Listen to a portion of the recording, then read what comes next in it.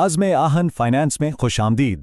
یہ ایک AI generated سفر ہے جو حسن شہزاد انور کی تحقیق اور تحریروں پر مبنی ہے، جو ایک پروجیکٹ مینجمنٹ کنسلٹنٹ، طویل مدتی سرمایہ کار اور پاکستان کے مالی مستقبل پر یقین رکھتے ہیں۔ یہاں ہم سرمایہ کاری کی پیچیدہ دنیا کو ہر ایک کے لیے سادہ، قابل عمل بصیرت میں تقسیم کرتے ہیں۔ چاہے آپ طالب علم ہوں، پیشہ ور ہوں یا کاروباری مالک ہوں، ہمارا مشن واضح ہے: پورے پاکستان میں مالی خواندگی کو پھیلانا تاکہ ہم مل کر آنے والی نسلوں کے لیے دولت، استحکام اور ایک مضبوط معیشت کی تعمیر کریں۔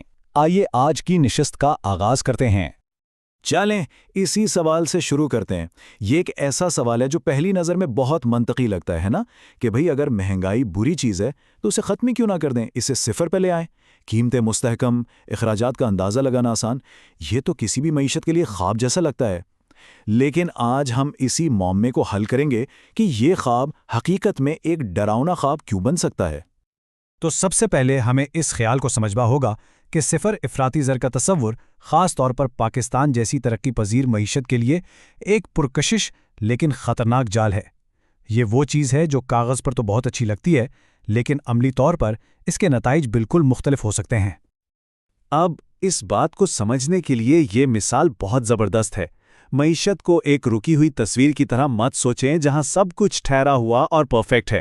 نہیں، یہ ایک مسلسل چلتی ہوئی فلم کی طرح ہے جس میں کردار ہیں، ایکشن ہے، اور آگے بڑھنے کے لیے اسے توانائی یا یوں کہیں کہ تھوڑی سی حرارت کی ضرورت ہوتی ہے۔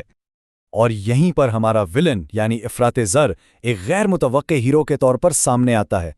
یہ خیال کہ تھوڑا سا افراط زر دراصل فائدہ مند ہے، بالکل ویسے ہی ہے جیسے گاڑی کے انجن میں تیل جو پہیوں کو حرکت میں رکھنے کے لیے ضروری ہوتا ہے۔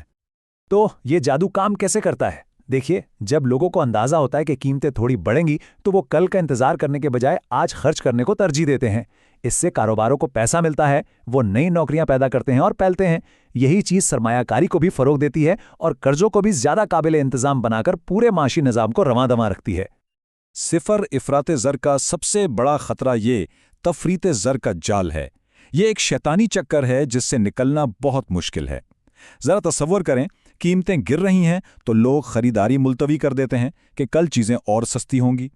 جب طلب کم ہوتی ہے تو کاروبار پیداوار کم کر دیتے ہیں اور لوگوں کو نوکریوں سے نکال دیتے ہیں۔ اس سے لوگوں کی آمدنی مزید کم ہو جاتی ہے اور طلب اور بھی گر جاتی ہے۔ تو اگر صفر خطرناک ہے اور بہت زیادہ افراط زر بھی تباہ کن، تو پھر وہ صحیح لیول کیا ہے؟ وہ بہترین نقطہ کون سا ہے؟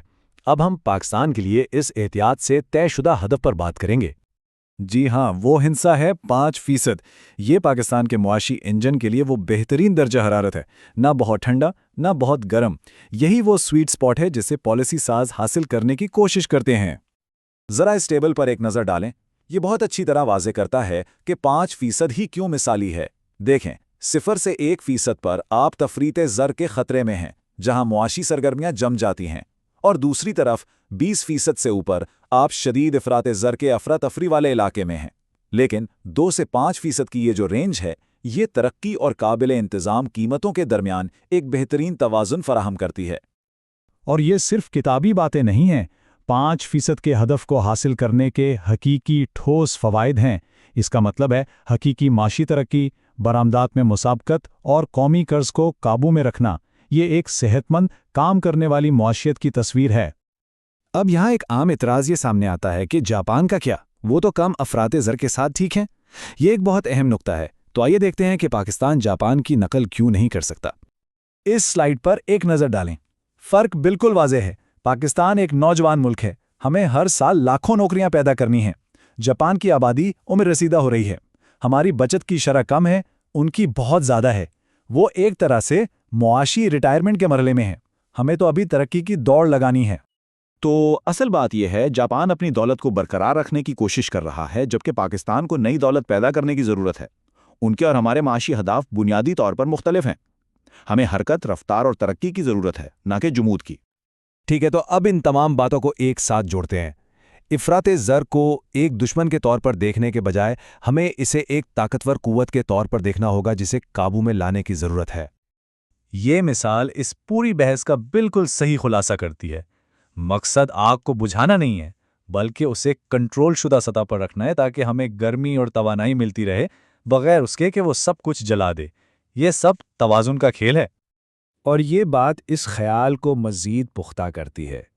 آپ جہاز کو اڑانے کے لیے اس کے انجن کی طاقت کو ختم نہیں کرتے، آپ اسے کنٹرول کرتے ہیں تاکہ بلندی حاصل کر سکیں۔ بالکل اسی طرح ایک صحت مند معیشت افراط زر کی طاقت کو ترقی کے لیے استعمال کرتی ہے، اسے ختم نہیں کرتی۔ تو یہ ہے ایک تیز اور طاقتور خلاصہ جو ساری بات واضح کر دیتا ہے۔ 0% کا مطلب ہے کوئی حرکت نہیں، یعنی ایک معاشی کوما۔ 5% کا مطلب ہے آگے بڑھنے کی رفتار، اور جیسے جیسے یہ تعداد بڑھتی ہے خطرے کی گھنٹیاں بجنا شروع ہو جاتی ہیں۔ اور یہ لائن اس پوری وضاحت کا نچوڑ ہے۔ ہمیں کسی ایسی چیز کی ضرورت نہیں جو معیشت کو ٹھنڈا کر کے جما دے۔ ہمیں ایک ذہین ٹول، ایک تھرموسٹیٹ کی ضرورت ہے جو درجہ حرارت کو بالکل صحیح سطح پر رکھے، جہاں ترقی پھل پھول سکے۔ تو یہ ہمیں ایک بہت اہم سوال پر چھوڑ جاتا ہے۔ ہم نے کیا اور کیوں پر تو بات کر لی، لیکن کیسے؟ وہ کون سی پالیسیاں ہیں جو پاکستان کو اس 5% کے بہترین نقطے پر رکھ سکتی ہیں؟ یہ وہ جگہ ہے جہاں مالیاتی اور حکومتی پالیسیوں کا کردار آتا ہے، اور یہ ایک ایسا سوال ہے جس پر ہم سب کو غور کرنا چاہیے۔